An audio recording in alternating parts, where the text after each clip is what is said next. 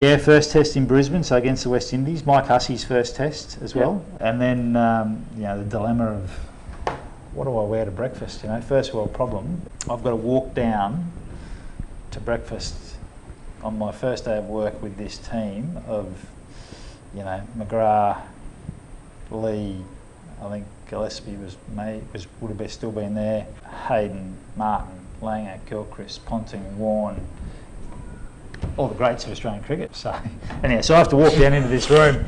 I'm going, what do I wear? Do I wear all my brand new kit that I've just been given and look like a goose when everyone else is in civvies? Yeah. Or do I go down in civvies and hope they don't even know who I am and I'll sneak into the corner and...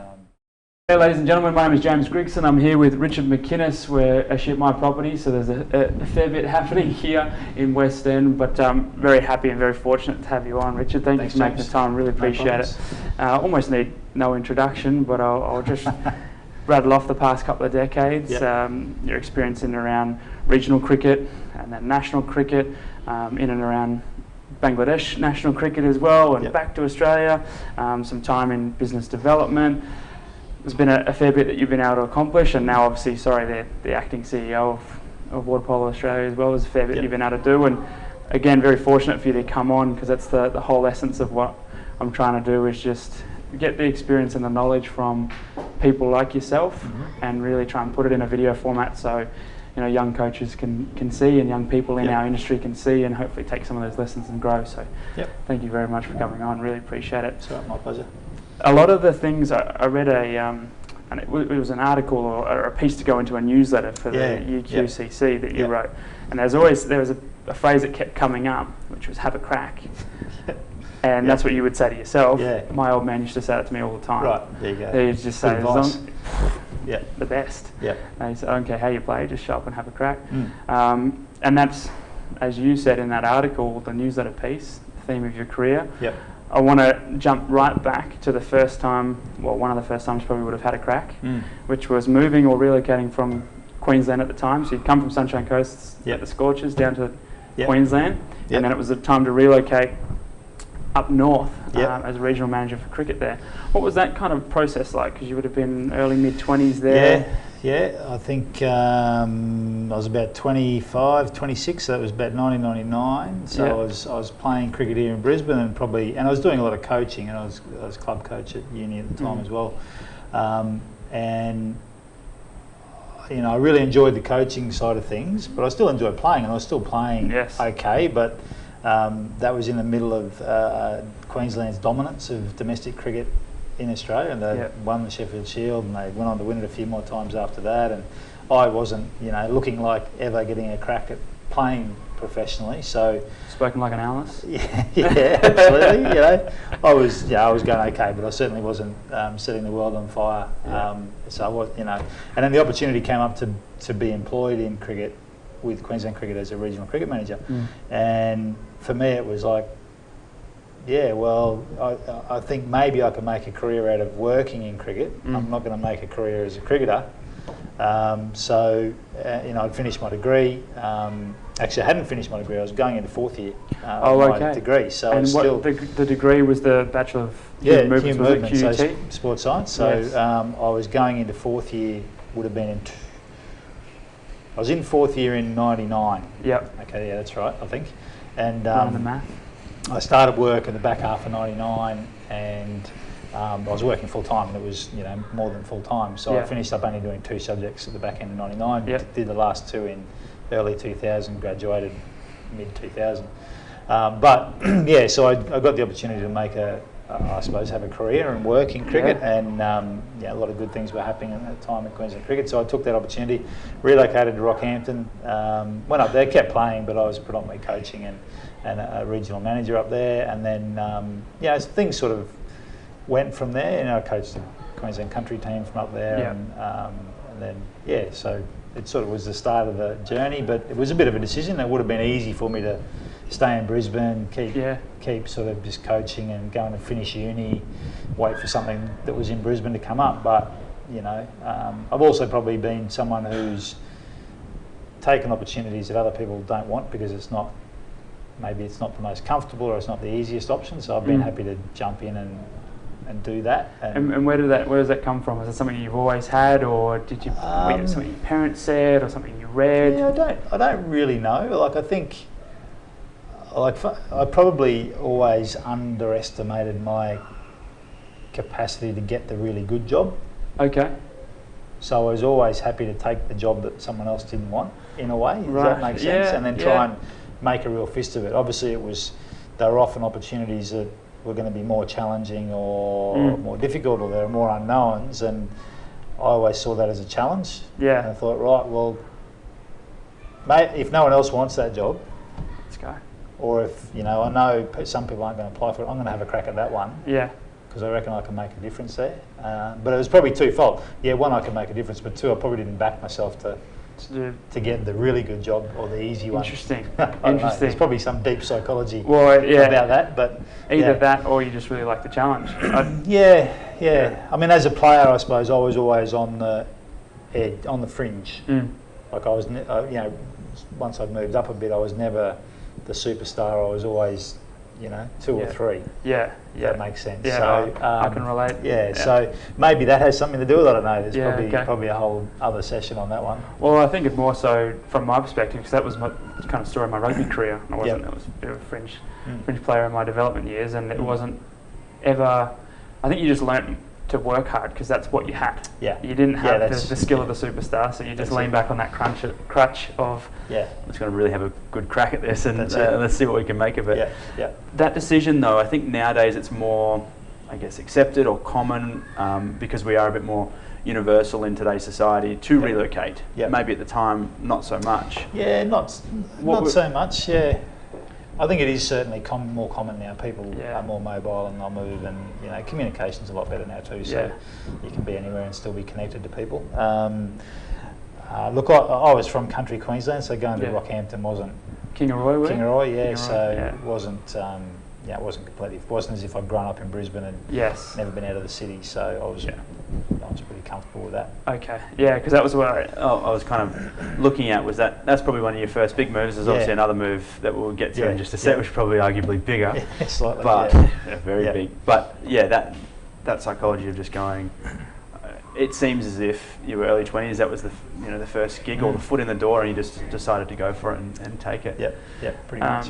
And that obviously led you back down to Brisbane as seconded down to. Yeah, well, basically through there was a bunch of regional cricket managers around the state, and as invariably as one moved, I think at the time my move to Rockhampton was because Terry Oliver had been called down to Brisbane to basically be the QIS coach at the time, I think, to then become the Bulls coach. I don't think it was straight into the Bulls coach, but so I then replaced Terry in Rockhampton, and then subsequently more movements. I finished up coming back down to look after Brisbane North and Sunshine Coast. So that then got me back down. Almost a bit of full circle there. Yeah, literally, and that was sort of 2001, and so basically I've lived in that area ever since.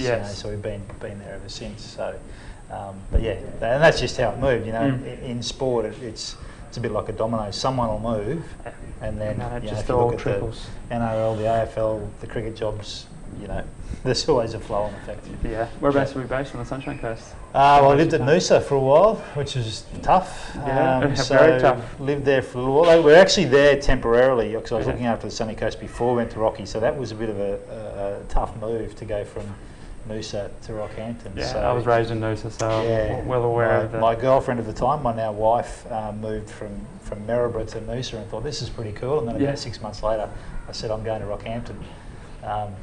We're still married, so... Yeah, you did it right. You convinced her well enough. It was a big move for her, yeah. But you still get up there? Do you still get up there? Do you still get up to Noosa? To Noosa, we do try to get up there a bit, or even Marucci or Caloundra. It's all magic up there. Good part of the world. Yeah. And then arguably the next big move was probably your biggest international move to Bangladesh. You were looking after the under-19s program at that time. Yeah. So I was with Queensland Cricket 2002, 03, and then around that time, so Rod Marsh was recruited by the English Cricket Board to go to England to run their academy. Troy Cooley went with him. And so a role came up at the Cricket Academy, which was then in Adelaide, which I applied for as the fast bowling coach, which is the stuff I'd been doing with Queensland cricket as a sort of specialist role. And I didn't get the job. I came second, but a guy called John Harmer, who's a wonderful biomechanist and cricket coach, was working in England at the time and couldn't start till later in the year. Right. And so I got offered the opportunity as a secondment, basically, to go and work at the Cricket Academy as a senior coach in 2003. So for me as a 28-year-old at the time, to get an opportunity to work as a senior coach at the, arguably the best Cricket Academy in the world. About 3 to 5 years or fresh. So I thought, wow, well, so it involved me going and living in Adelaide, family staying in Brisbane. Oh wow! For 3 or 4 months down there and trying to make a fist of that, and so on the back of I did the 3 or 4 months down there, whatever the program was at the time. It was the last year of the academy in Adelaide. Moved to Brisbane the following year. Bangladesh toured Australia. Okay. That early summer of 2003, so sort of July, August, the top end tour with Cairns and Darwin. Anyhow, the academy played a practice game against them in Brisbane as part of their lead up for the test, and I did some work with them, did some coaching work with them, just part of the Cricket Australia Bangladesh Cricket Board relationship. Did some work with them. Anyway, go forward only a few weeks, and I get a phone call from Bangladesh Cricket Board saying, look, they were still in Australia. They said, oh look, we're interested. Would you like to come over and coach in Bangladesh? There's a World Cup coming up in early 2004, under 19s. We'd like you to coach the team at the World Cup. And so they flew me up to Cairns, and because the test match was in Cairns, met with the president and someone else, and had a conversation. And so that was the end of the secondment. So I was going back to Queensland Cricket as a regional cricket manager, or I had the opportunity to go to Bangladesh and after under 19s, start a coaching career. What's that conversation like in Cairns? So you're going in, and I've had a little bit of experience with kind of foreign environments where you're speaking with people from different backgrounds, different cultures. I don't know how much experience you would have had with those types of environments at the time. In Cairns, walking into that type of meeting, what are you saying to yourself? What are you? Look, I can't really remember. I remember Mahbub Banam, who's still there, still involved with the board, and a really good guy, and one of the guys over there that I could trust. Even after 4 years there in different stints, I'd still trust Mahbub.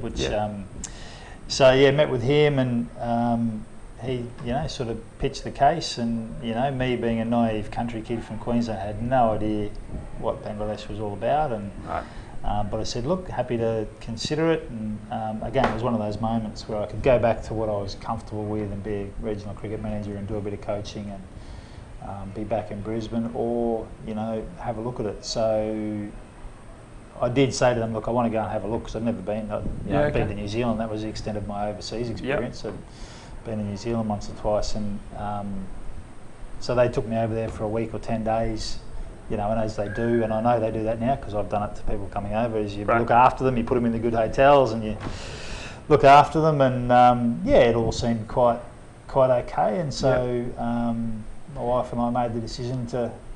And we had a 14-month-old son at the time, which was... Did they come over at the time for the initial walk around? I'm trying to remember.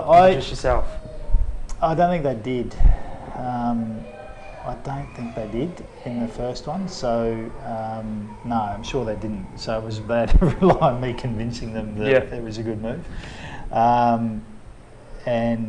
So look, I went over there and I thought, this is okay. And we went back over. It was only sort of a matter of weeks later that I was then back over there, and wife and young fella came over a little bit after that once I got over there and set up. And we were one of the early ones. There was Dave Watmore was there coaching, and they had an English physio, or an Aussie English physio. So we were sort of the second or third expat sort of to go in there and work in there, and the first family to go in there, certainly. Dav's family lived in Sri Lanka, so they weren't in Bangladesh. So it was a big move. It was massive learning experience, culture shock. It's an assault on the senses. All the senses. Everything. Everything. What was the coaching like in terms of any language barriers, anything that's What are probably one of the key differences between coaching someone where English is their first language and coaching someone where it's not? Massive difference. So I'd come out of coaching at the Cricket Academy, arguably, you would, at the time, one of the best cricket environments in the world, into an environment that we didn't even have a turf wicket to train on. And didn't speak the language, completely different culture. There's arguably minimal facilities of any sort, no technology. It was like the polar opposite of where I'd come from. So what it makes you do though as a coach is really simplify your coaching. And a lot of the players had a bit of a grasp of English. So in Bangladesh they teach English in some of the schools. If the kids have been to school, they teach it in some of the schools. But the subtlety of language, and that's probably the hardest thing for anyone that goes overseas or people that come to Australia, is the subtlety of language. So, and when you're coaching, often you're only making fine adjustments. Well, that's the thing with cueing, right? You got to put it in the right frame for that individual, and they get it. So that would have been very tough. So the language stuff is really challenging. So it becomes. I was at the time, I reckon, I was a really technical coach. And that got come through, done a sports science degree. I was biomechanics focused, fast bowling focus, was all about technique. And so probably heavily instructional. You move into that environment and you're forced to become a more constraints-based, extrinsic coach. You create environments where you create a setup that almost forces the player into the type of movement or the type of outcome that you're after. Because you can't use words. So you have to shape the environment around them. Do you mind giving me a simple example of what that would look like? Look, from a batting perspective, I could try and explain to a Bangladeshi player how to position their body so they could access the ball to hit to a certain area. And I could try and give them technical cues about, movement and hands and whatever else. Or I could just say, okay, I want you to hit one ball there and put a target out there, and I want you to hit the same ball over there next. They understand that bit. Hit there. You work out. He has to work out how to do it. Right. And I don't need, and then it's a cue after when they do it right, or well, they know. If they do what you've asked them to do, I don't need to say anything. Give them claps a universal acknowledgement, but they know they've succeeded. So I can.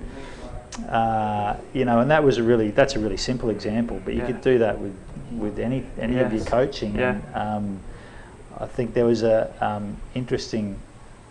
there's a guy at UQ who studied one of my coaching sessions back here in Australia when I was coaching with Cricket Australia, and he does a piece on it at UQ. It's in some of their coaching stuff. Cliff Mallet? Well, it's Cliff's subject. Cliff's subject. So this Michael did a study of one of my sessions, and he presents it with a Wayne Bennett one and a Lee Matthews one in my session. So I'm sort of, I don't know whether that's good or bad, whether I'm the don't do this. Where do you sit in that frame? But I was doing a session with Beth Mooney, who's now leading player. But Beth doesn't talk a lot. So Beth and I did this entire session where we hardly spoke. But it was a really productive session. But we didn't need to speak because she knew what she was working on. I knew what she was working on. I was throwing to her. Manipulating where I'd throw to work on the things she wanted to work on, and Michael was fascinated in observing this, that I didn't need to talk because coaches talk. So we did pretty much the whole session and I hardly spoke in terms of instruction. Because that was going to be my next question, is that simplistic nature of coaching, or that, wouldn't even call it simplistic because it's not simplistic, it's probably more complicated in some respects, but having to really be direct with what you're coaching. How did that shape your coaching when you returned? Because were you straight back into coaching here, or is it performance analysis when you came back here? Originally it was coaching, so I came back in about March 2005, so I did 2 years, just under 2 years in Bangladesh. Job came back up here as a full senior coach at the academy again, which is now in Brisbane, and I got the job properly instead of just being seconded like I was originally. So got the gig, and my remit was almost to do some fast bowling stuff, do the international program, because I'd obviously been over there, so I could do the international program. Anyway, so I started doing that, and we also started building the AMS system at that point in time, so the athlete management system. So I sort of helped design the start of that, because I had you know, I was a coach who knew how to use a computer at the time, which wasn't all that common. Tick. Yeah, so yeah, most guys now are pretty proficient, but back then that wasn't normal. And anyway, so through 2005, then that Ashes series occurs in England, where we don't, you know, England win, great series, still talked about, and so we lose the Ashes. And on the back of that, I got a phone call from Cricket Australia operations guy saying, look, we want you to come and do this role, which I was. I was stoked. Let me think about it for 10 seconds and I'll get back to you, sort of thing. So the opportunity to go and work with the Aussie team, and I worked with John Buchanan when John was the Queensland coach. So we talked on the phone about doing prac work. Yes. So I was. Yeah, talk to me about that, because we that time in prac work we discussed that it's almost easy to an extent to stick your hand up and say, I'm just going to come down and watch a session for free. I'm not going to do anything. I just want to sit there. Yeah. But at the session. Yeah. So John, I basically did all my prac work, pretty much all my prac work at Queensland Cricket, doing whatever needed to be done. You know, from organising net bowlers for test teams and doing video stuff, helping Jimmy Hunter with the biomechanics stuff, video, whatever. Yeah. You know, and so John was the Bulls coach at the time.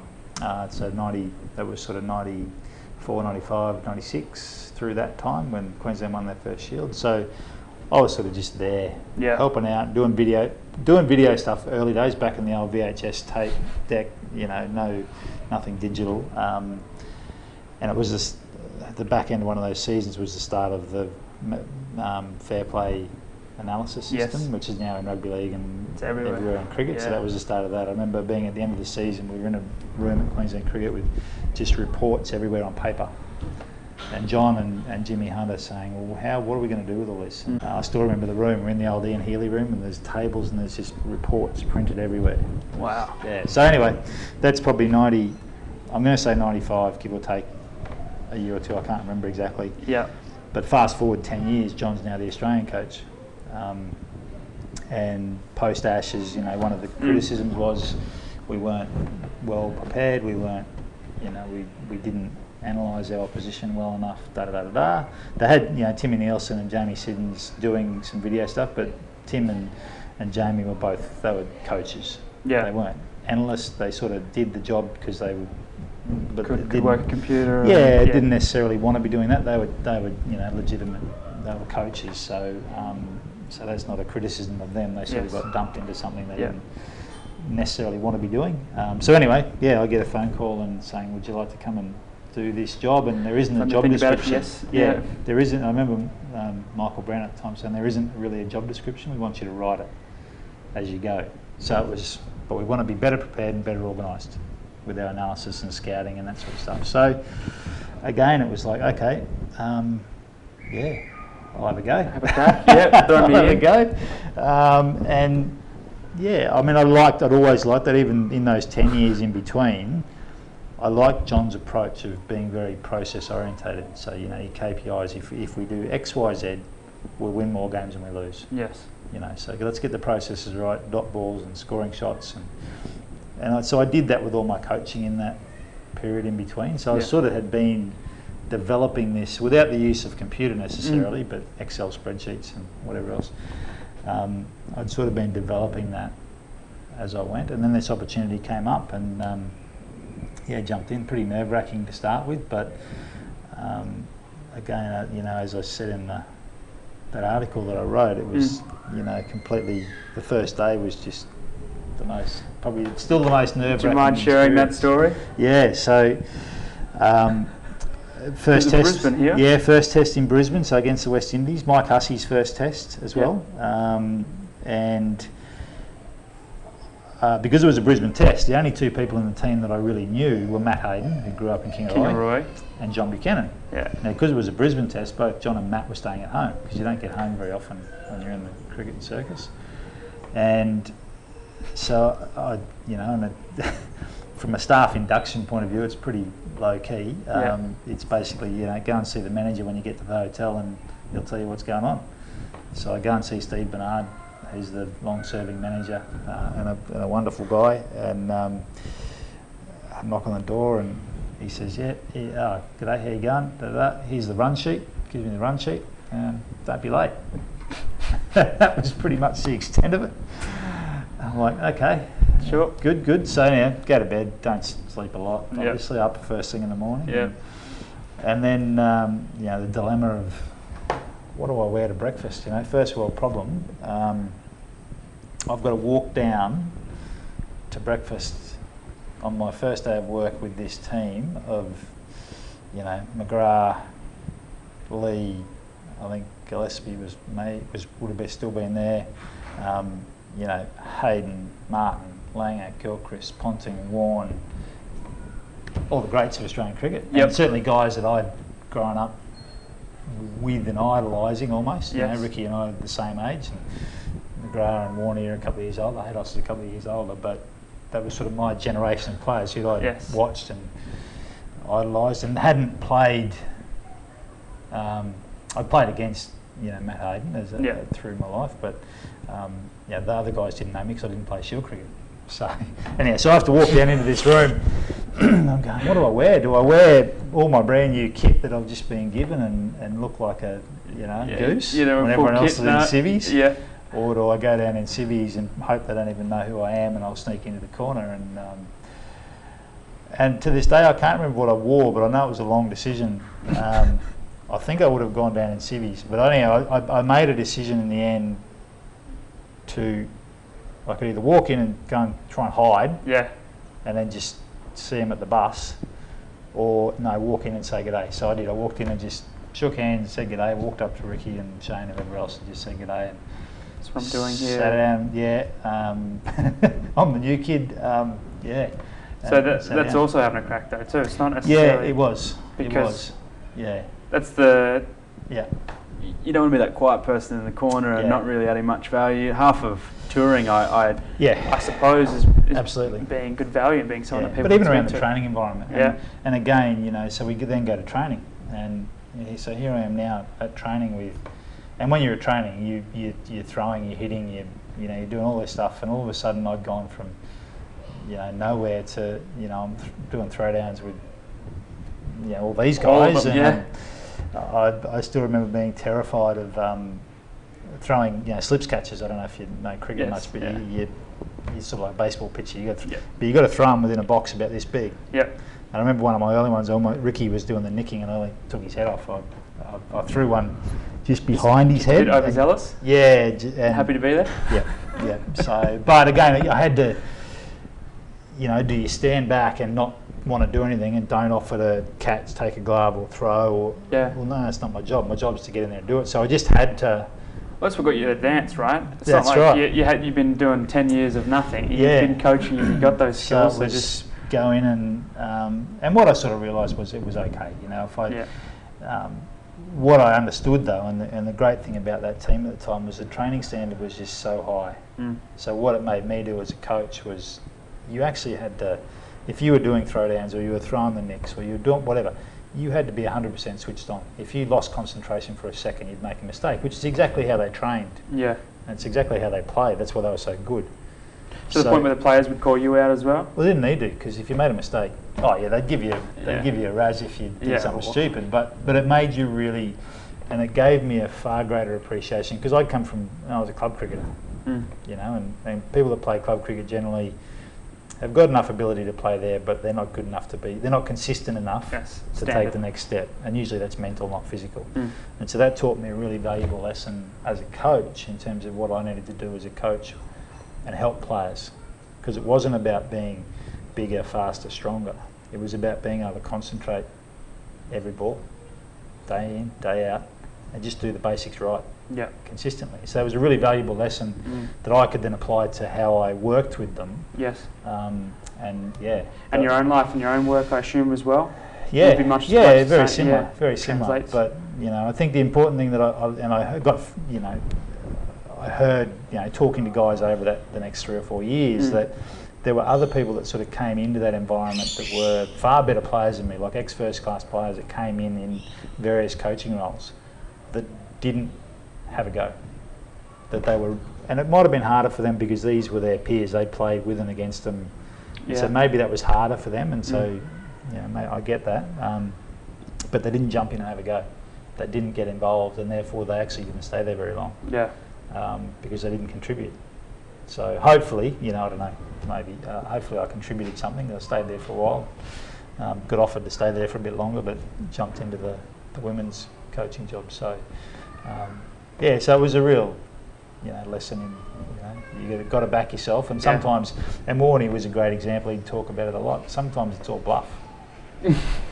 But if you can convince your opponent or the other person that you believe in yourself, then they'll believe in you.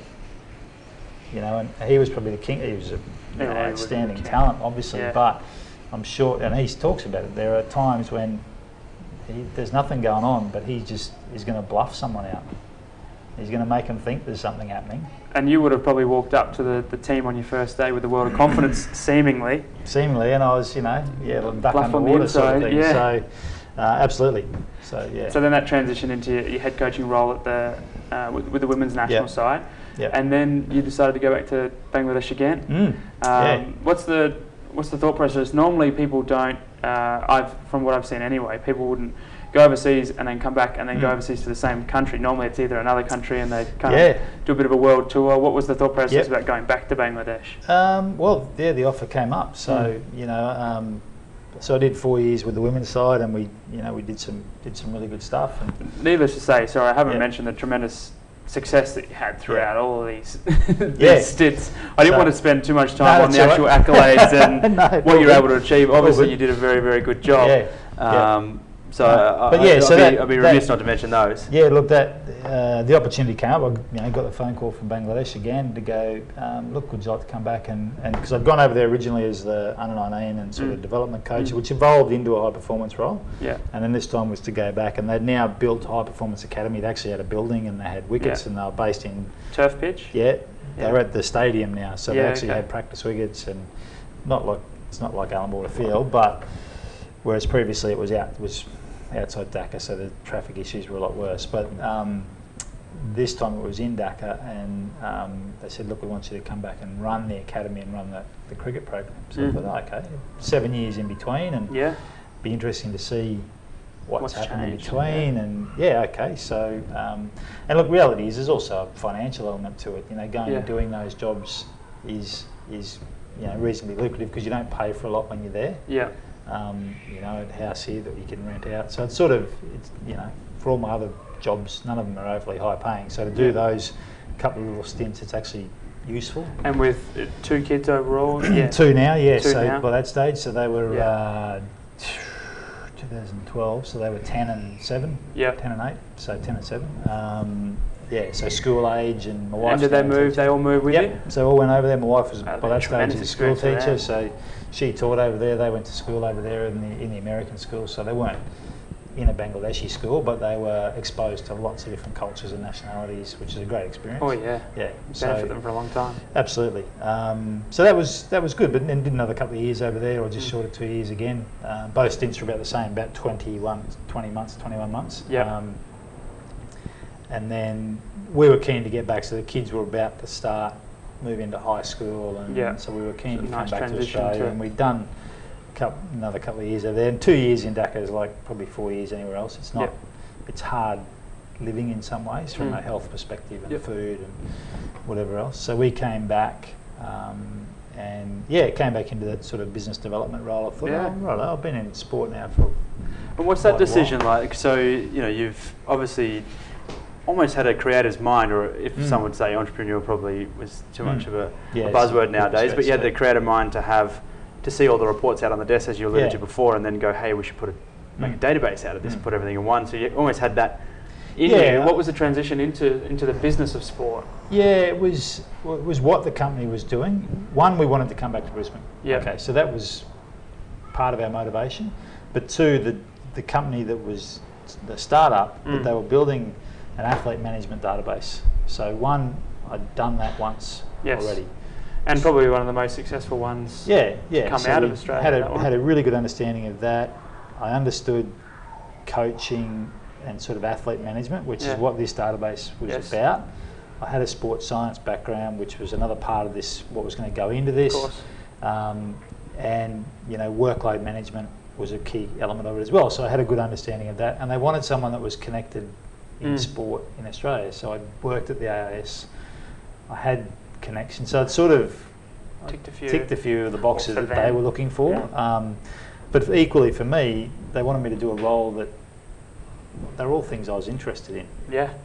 I hadn't done the business development bit, so the salesy bit. So it was a startup. It was exciting. You know, it was based at Newstead in good spot, coffee shop out the front. So great little spot. Yeah.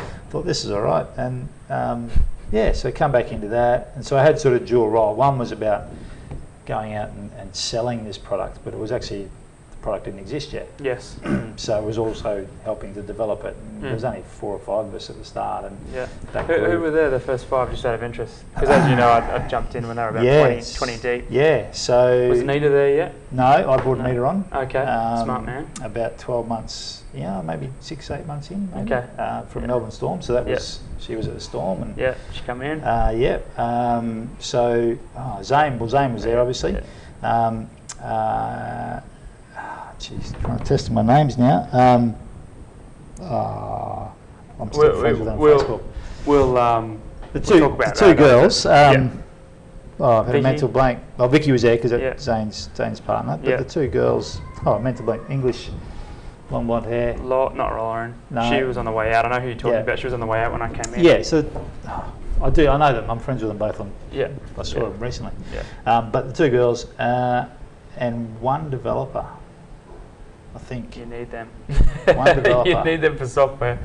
They turned over pretty quickly though. But then we grew. Grew. Obviously, I think by the time I left, there was there would have been 15, maybe more, maybe 20. Yeah.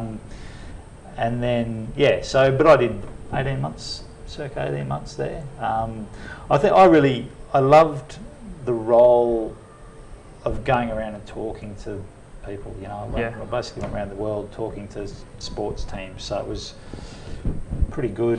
You know, and I could talk the language and build good relationships. I struggled though when we didn't have a product or a product that wasn't working properly. Because that's the integrity piece for me. I couldn't. You know, that hurt me that we couldn't deliver what we said we could deliver, and you know, I'm friends with Paul Green at the Cowboys, and they were our first client. Yes. They were our first team to sign on the year they won the NRL premiership, and they signed on. Greeny and Paul Bowman, who are still friends with. They signed on in good faith because we demonstrated we could do some stuff, but then we couldn't deliver the products. After about 6 weeks, it fell over. Yep. And so they didn't use it for the rest of the season. So that's the stuff that I struggled with, and that's just the integrity piece. And the tough thing, because I experienced it as well in the role that I'm in.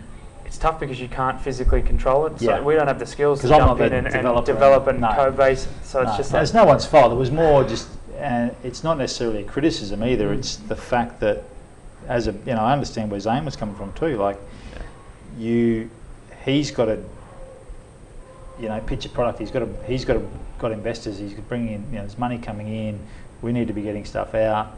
But it's just the timing.